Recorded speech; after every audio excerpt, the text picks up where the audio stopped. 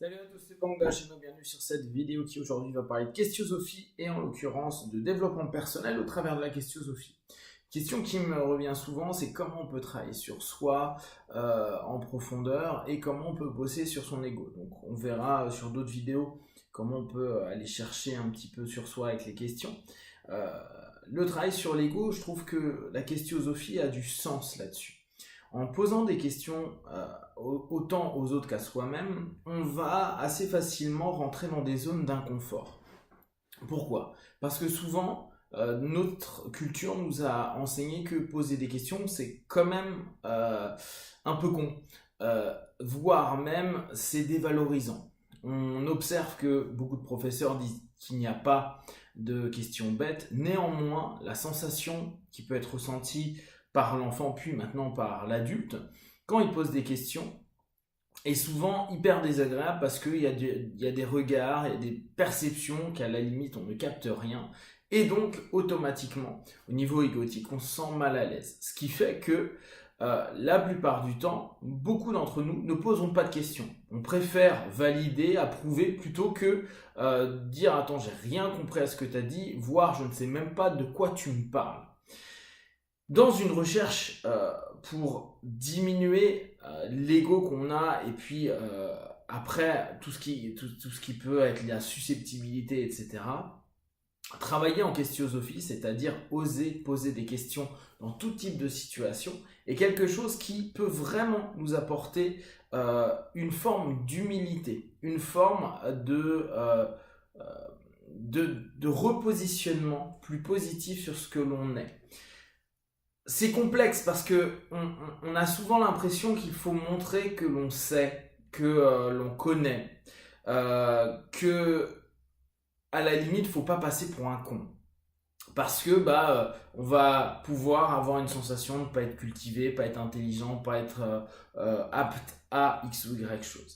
La question, c'est très intéressant de se rendre compte que beaucoup de personnes ne la maîtrisent pas et plus encore ne l'utilisent pas. Pour des petites choses, parfois, il y a des questions, bien que la plupart du temps, ce soit orienté vers une affirmation interrogative.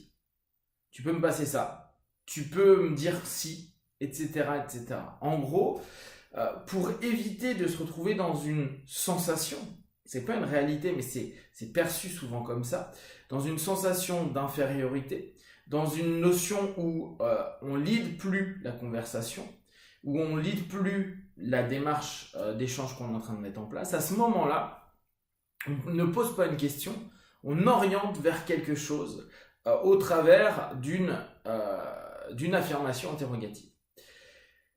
La force de la question, ça va être de pouvoir nous mettre, nous, dans une situation qui nous dissocie momentanément de la situation. C'est-à-dire que on va se permettre de prendre une distance par rapport à ce qui va être proposé comme question et par rapport à la réponse qui va être donnée. Et l'ensemble, parce que outre la réponse, il va y avoir un ensemble d'éléments, le regard, le timbre de voix, le body language de manière générale, qui peut nous atteindre. C'est-à-dire, quand on dit « Est-ce que tu peux me réexpliquer ça? Je n'ai pas compris » et que ça fait 3 fois que la personne nous explique, on va avoir un énervement, un ras-le-bol, etc., etc. Et nous, à ce moment-là, on peut, se dire « Ah, il est chiant, il n'est pas patient », mais très souvent, notre éducation a fait que on se dit « Oh là là, mais je suis idiot ». D'ailleurs, c'est souvent une manière de faire pour poser une question, dire non mais attends, tu vas me prendre vraiment pour un idiot, mais j'ai rien compris à ce que tu m'as dit. Est-ce que tu pourrais me réexpliquer? Voire même, on ne demande pas de réexpliquer, on dit qu'on n'a rien compris et on attend que l'autre recommence. Parce que si on repose la question, même si on a validé la posture dans laquelle on se ressent, le fait de reposer la question très souvent nous ramène à devoir confirmer complètement qu'on est en posture d'infériorité. Et donc c'est mal vécu. Et comme cheminement pour aller travailler notre ego, je trouve que la question c'est vraiment chouette parce que justement ça nous distancie un peu. On va peut-être vivre quelque chose qui n'est pas hyper agréable, mais ça nous permet de nous dire j'ai posé une question et je me rends compte de l'impact d'une question, c'est-à-dire je suis en posture de demandeur et donc la personne qui me donne la réponse, elle a un lead, en tout cas elle a une posture qu'on met peut-être à un niveau plus élevé que le nôtre. Est-ce que c'est bon ou est-ce que c'est pas bon? Je ne dis pas qu'il faille nécessairement estimer que la personne qui va donner la réponse soit en posture plus élevée. Néanmoins, c'est souvent ce qu'on a l'impression inconsciemment, et notamment par l'ego, de se dire, bon, bah, il y a des levels. Genre, lui, il sait, donc si je pose des questions, je passe pour un crétin, ou c'est honteux que je ne sache pas. Et encore, quand c'est un one-one, avec un professeur ou avec un pote, il n'y a pas de problème. Mais quand il y a 10 potes, et qu'il y en a 8 qui ont compris, et qu'il y en a 2 qui n'ont rien capté, mais qui vont faire comme si ils avaient compris et qui ne posent pas de questions, parce qu'à ce moment-là, il y aurait la personne qui lead la conversation, qui explique quelque chose et qui peut, lui, ne pas avoir de problème dans le fait de réexpliquer, mais il va y avoir cette autre personne qui peut nous donner la sensation qu'on est vraiment le roi des crétins à ce moment-là. Et là, notre ego, c'est compliqué. Dès qu'on prend conscience qu'on est dans une démarche de développement personnel au travers de la questionnosophie, donc de la question, on se rend bien compte à ce moment-là que, ok, je vais poser une question, comment je me ressens, comment je le vis. Je pose une question sur un truc, ça fait 3 fois où je demande des détails, où je redemande, et on va voir comment on le vit à l'intérieur. Je suis mal à l'aise, je change mon rythme de voix, je change mon timbre de voix, je me mets en posture d'enfant, je baisse la tête, je me courbe. Il y a énormément de choses qui peuvent se passer. Comme si on était dans une posture qui nous met pas du tout à l'aise et comme si c'était honteux d'avoir à demander. Ce qui est très intéressant, c'est que ça peut paraître anodin, mais on va le constater aussi bien dans des entreprises de service. C'est-à-dire quand vous allez au resto, beaucoup de personnes ne veulent pas demander l'eau ou redemander 3 fois l'eau alors qu'ils l'ont demandé, ou le pain, ou demander qu'on leur change le plat, ou demander telle ou telle chose, parce qu'ils ne veulent pas déranger. Mais ils ne veulent pas être non plus devenir à ce moment-là le centre de quelque chose, et qu'on puisse d'une part dire non, et ça c'est un autre point qui est important à prendre en compte quand on pose une question. Il peut y avoir des notions d'explication, il peut y avoir également des notions d'affirmation ou de négation, ou d'infirmation. Donc à ce moment-là, la possibilité en posant une question est aussi d'avoir la sensation d'être rejeté, parce que la négation est pour nous quelque chose qui peut, là une fois encore, toucher l'ego. Dire, attends, moi je demande quelque chose et en plus on me refuse. Et c'est là où c'est amusant de voir à quel point on peut avoir des moments, un espèce d'orgueil, où on se dit, mais c'est pas grave, quoi, on s'en fout. Et on voit la personne que ça l'énerve. D'ailleurs, je sais pas si vous avez constaté ça avec des potes à table, mais il y a des moments, il y a quelqu'un qui demande quelque chose, par exemple, changer un élément d'un plat, et le gars il dit non, c'est pas possible. Et après, pendant le reste du repas, on sent que le mec, ça l'énerve.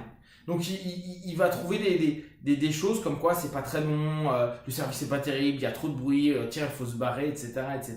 Parce qu'il y a outre le fait que il ait une notion négative, on n'a pas accepté sa demande, il y a plus que ça, c'est-à-dire qu'on s'en fout, à la limite, on tente en posant des questions de savoir si on peut avoir quelque chose, on peut pas, on se dit c'est pas grave, j'ai tenté et tant mieux. Mais non, souvent ça va être une notion comme si on était en train d'être touché nous profondément. La question nous ramène très souvent dans une notion d'être comme si ça allait impacter directement notre personnalité, notre histoire, qui l'on est, etc.